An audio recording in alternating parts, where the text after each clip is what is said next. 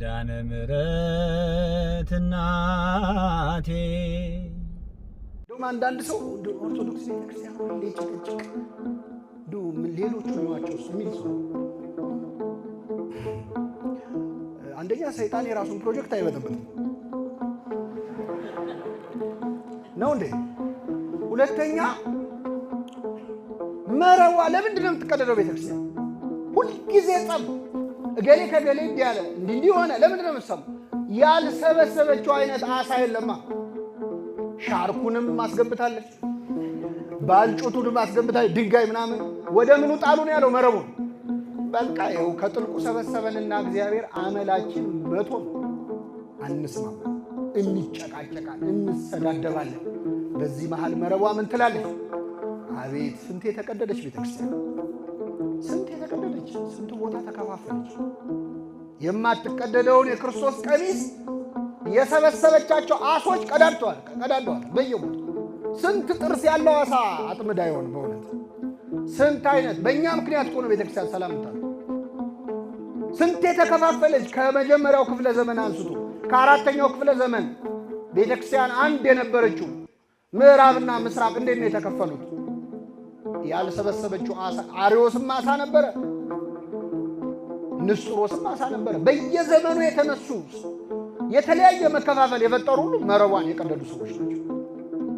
ክርስቶስ እየነገረን ያለው ለጊዜው ጴጥሮስ ስለሚያጠምደው አሳ አይደለም። ወንጌሉ እሱ ብቻ አይደለም ጉዳዩ፣ ስለ ቤተክርስቲያን ነው፣ ስለ ቤተክርስቲያን አገልግሎት። መረቦቹ ተቀደዱ። በሌላ ታንኳ የነበሩትን ጓደኞቻቸውን መተው እንዲያግዟቸው ጠቀሱ። መተውም እነዚያ የተጠሩት እርዱን የተባሉት ሰዎች ታንኳዎቹ እስኪሰጥሙ ድረስ መረቡን በአሳ ምን አሉት? ሞሉት ይላል። ይሄ ደግሞ በዚህ ዘመን እንደ ቤተ ክርስቲያን የጎደለን ነገር ነው።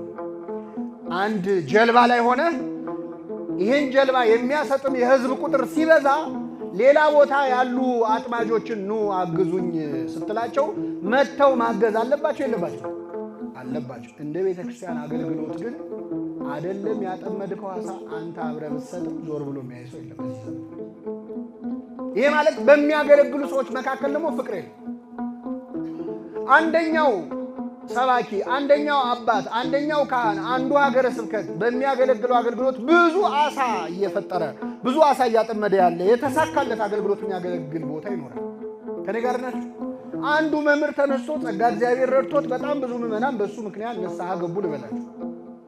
ከህዝቡ መብዛት የተነሳ ያ ሰው ካለው አቅም በላይ ሆነበት ልበላችሁ።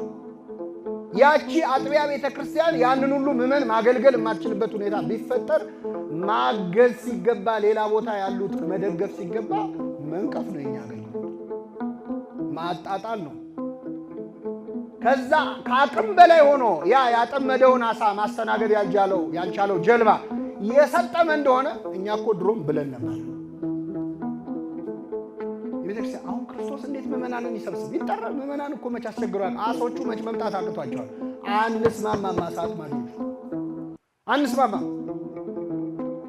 ብዙ አሶች ተጠምደው መልሰው ወደ ባህር የተከተቱ አሶች አሉ። ይሄ ማለት የሆነ ሰሞን በተገለገለ አገልግሎት፣ የሆነ ሰሞን በተሰበከ ስብከት፣ የሆነ ጊዜ በተዘመረ መዝሙር፣ የሆነ ጊዜ በተፈጠረ መነቃቃት ወደ ቤተ ክርስቲያን የመጡ ወደ መረቧ የገቡ ብዙ አሶች ነበሩ። እኛ ስንሻቆጥ አዩንና የማይሆን ከሆነ ብለው ወደ ባህራቸው ተመልሰው። አሳው ወደ ባህር ከሚመለስ ተስማምቶ ማገልገል ይሻላል አይሻልም? ይሻላል። አንዱ የአንደኛው አገልግሎት ላይ አቃቂር ሲያወጣ፣ አንዱ የአንዱ አሳ አጥማጅ አጠማምር ላይ ሲተች በጣም ብዙ አሶች መግባት እየፈለጉ መረብ ውስጥ በጥልቁ እየተሰቃዩ ያሉ። እግዚአብሔር በቸርነቱ ይመልሳቸው። እነዚህ ግን የተባረኩ አሳ አጥማጆች ናቸው። በእውነት መጥተው ምን አሏቸው? አገዟቸው፣ ረዷቸው። ስምዖን ጴጥሮስም ይህን ባየ ጊዜ በኢየሱስ ጉልበት ላይ ወድቆ ጌታ ሆይ እኔ ኃጢአተኛ ነኝና ከኔ ተለያለሁ። የአሶቹን መብዛት ሲያይ ይሄንን ሁሉ አሳ ወደ እኔ ጀልባ እንዲገባ ወደ እኔ መረብ እንዲገባ እኔ ማን ነኝ ብሎ አሰበ። ኃጢአተኛ ነኝ አለ። የሚያገለግል ሰው ተአምኖ ኃጢአትን ማመን ይገባዋል። አይገባኝም እኔ ማለት ይገባል። እንዴት ይሄ ለኔ ይገባል አለ ጴጥሮስ። ከኔ ተለይ ጌታ ሆይ አለው። ክርስቶስ ግን እለይሃለሁ አላለው፣ አትፍራ አለው። ምን አለው? አትፍሩ ይበለን አምላካችን። አዎ ማለት የሁሉ አሳ መጣ ብለህ የሁሉ ሕዝብ አለ ብለህ እንዳትፈራ እረዳሃለሁ። እኔ ከእንግዲህ ወዲህ አሳን ሳይሆን ሰውን አጥማጅ አደርግሃለሁ አለው። ስላጠመዱት አሳ ከእርሱ ጋር የነበሩ ብዙዎች ተደንቀዋል። እንዲሁም ደግሞ የስምዖን ባልንጀሮች የነበሩ የዘብዴዎስ ልጆች ያዕቆብና ዮሐንስ አደነቁ። ምን አሉ? አደነቁ። ማድነቅ የሃይማኖት መነሻ፣ እምነት የሚመነጨው ከማድነቅ ነው። ምክንያቱም ክርስቶስ ራሱ ድንቅ ስለሆነ ሕፃን ተወልዶልናል፣ ወንድ ልጅም ተሰጥቶናል፣ አለቅነት በጫንቃው ላይ ነው፣ ስሙም ድንቅ መካር ኃያል ይባላል። ድንቅ ነው። ስለዚህ ማድነቅ ስትጀምር ነው እግዚአብሔር ማምለክ የምትጀምር። ማድነቅ ስትጀምር ነው። እና ጴጥሮስን እዛ ፈርቶ እኔ ወደ ኃጢአተኛው ሰው መርከብ፣ ወደ ኃጢአተኛው ጀልባ፣ ወደ ኃጢአተኛው መረብ ይሄ ሁሉ አሳ እንዴት ይገባል ብሎ ሲጨነቅ የአሳው ነው የሚገርምህ። ከእንግዲህ በኋላ አሳ አጥማጅ መሆን ቀርቶ ምን አጥማጅ ትሆናለህ? ሰው አጥማጅ ትሆናለህ ብሎ ሾመው፣ አከበረው። ባከበረው በሾመው በ3 ዓመቱ ጴጥሮስ ምን አለ? አሳ ላጠምድ። አቤት ተመልሶ ድሮ ስራው ማለት ነው። አሳ ላጠምድ እሄዳለሁ አለ። ሰው ለማጥመድ ሲሰለጥን 3 ዓመት ሲማር ቆይቶ 3 ዓመት ሙሉ አሳ ለማጥመድ አልነበረም የተማረው። ሰው ለማጥመድ ነበር።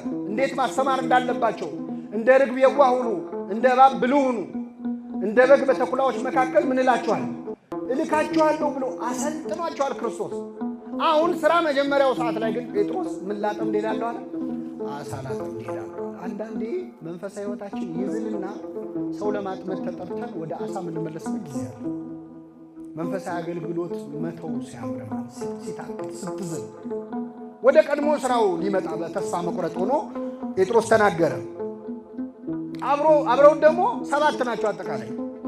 ስምዖን ጴጥሮስና ዲዲሞስ የሚባለው ቶማስ፣ ከገሊላ ቃና የሆነ ናትናኤል፣ የዘብዴዎስም ልጆች ሌሎችም 2 በአንድነት ነበሩ። አጠቃላይ 7 ሆነው አሳ ላጠምድ እሄዳለሁ ሲላቸው እኛም ካንተ ጋር እንሄዳለን አሉት። እኛም ካንተ ጋር እንሄዳለን አሉት። ይህ ምንድነው የሚገርማቸው? አብዛኞቹ ከዮሐንስና ያዕቆብ እና ከጴጥሮስ ውጭ ሌሎቹ አሳ አጥማጆችም ማለት ነው። እንደው ዝም ብለው እዛ ዳር ቁጭ ብለው ውሃ ሊያንቦጫርቁ ካልሆነ ልምድም የላቸው። ግን እኔ ላጠምድ እሄዳለሁ ሲላቸው ጌታ ከሞተና ከተነሳ በኋላ ግራ ገብቷቸዋል። ሐዋርያት ወዴት እንደሚሄዱ ግራ ገብቷቸዋል። ወደ ገሊላ ቀድማቸዋለሁ ስለተባለው ነው እዛ የመጡት እና እኛም ካንተ ጋር እንመጣለን አሉት።